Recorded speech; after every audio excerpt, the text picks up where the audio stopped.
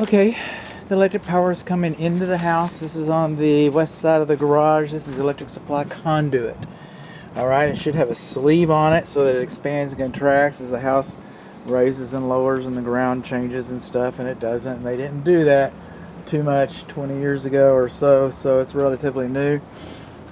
Another thing that's relatively new is we're supposed to have two grounding rods within 6 feet of each other, and the grounding rod is supposed to be buried. It's an 8-foot grounding rod, not a 7-foot 6-inch grounding rod. Now, an electrician could measure the resistance on that, the ohm resistance on that, and determine that it's meeting the needs and demonstrate that to the code inspector. I wasn't here when that happened. I just know that you got an 8-foot rod that's supposed to be buried completely in. It's supposed to have 3 sides of this cabinet, this box, sealed to help prevent moisture infiltration going into the wall system. Moving on along. The lawn sprinkler control box, we're just kind of jumping around. The zones are not labeled. We got some instructions here, but the zones are not labeled. So we just go over here to manual watering. All, we'll go to 1. And then if I hit start, did that work?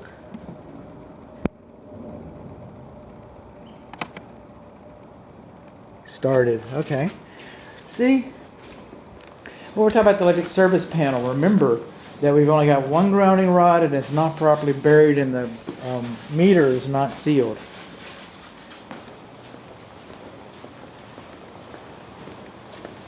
And that's why I waited to do this.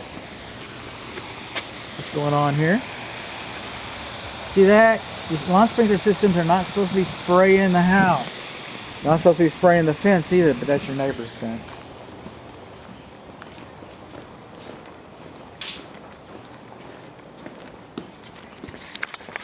See this big hole right here?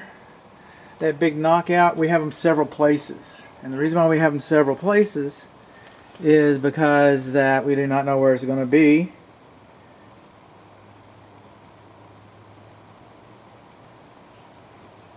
So I just lost my doctor, my primary care. That's kind of a shame. So anyway, that's what that message was. Now I want to cry a little bit. So what we have here is we have a knockout, because this is where we install the panel. We got other large knockouts. You see all these small knockouts? Those are for these wires up here. Those wires up there. You're only supposed to bring 2 in at a time. All right, together. So that's called bundling, which you have the skin effect. It generates too much heat. It's very common. Even the illustration that I am going to include to the inspection report, it'll be a link, but if you go to an illustration, it's almost apologetic about that. It's a very common defect. I get that. I hate discounting my work. No, that should have been brought in. Is it worth correcting at this point in time? No. When you replace the cabinet? Yes, you should. When you replace the, you know, we're supposed to have a bonding location. We only got 2 grounds outside. Okay, that's the ground right there. We know we got a bond. See that bonding wire running off? Where does it go? It probably goes to the water heater. I don't know. I can't tell. It might go to the laundry. The laundry's on the other side of this wall. We don't know. Why don't we know? Because it's not labeled. It's 200 amps. Okay. Now, you see these little copper wires inside of here? It's okay to double those. Those are grounds. They'll use them during an emergency. See these white wires in here? They complete the circuit. They carry current. They're expected to carry current. Just like you shouldn't double lug a black wire, just like you shouldn't double lug a wire to the breaker, that's the home run, because we have alternating current. It runs through the light, around the fan, and then runs back in, and then and then that's how it works. And you're not supposed to double lug your neutrals. You're not supposed to double lug your neutrals. You're not supposed to have more than a 1/4 inch gap, or is it 1/8 of an inch? Not more than a 1/4 inch gap between the cabinet and the wall, okay? Because this cabinet sits on the face of this wall, and you have that gap, and if this cabinet breaks down and starts sparking, well, you think that sparks are going to go up inside that hole? I do. I think they're just going to fly right on up in there in your wall. That's what I do. I'm not promising you anything, but that's not right. And then over here, look at this. See that? That's a screw. See, this cabinet was screwed in place. Screws are tighter, screws are faster. I get that. Alright? Screws are tighter, screws faster. I get that. But screws do not have the same shear strength as nails. So if this cabinet had been nailed in place like the instructions say, they've been nailed into place.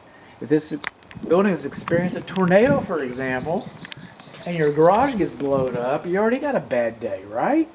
Already got a bad day. But if it had been nailed in place, it might be stuck to some of the structural members a little better, so when the firefighters come in, you know, they don't have to step over your Sparky box to come in and save your life and stuff. That's what those nails are there for. And we don't have them. And again, it's been like this. So, you know, after 30 years, you probably should be thinking about a new panel anyway. Then say, hey, I want it nailed in like it's supposed to be. I don't want those gaps. Or maybe you want them now. I don't know. I just call it out. I just call it out like I see it. So what do we got? We got one grounding rod that's not properly buried. Our bonding location is not labeled. We have bundling. We've got gap more than 1/8 of an inch. We've got screws instead of nails. We've got double lug neutrals.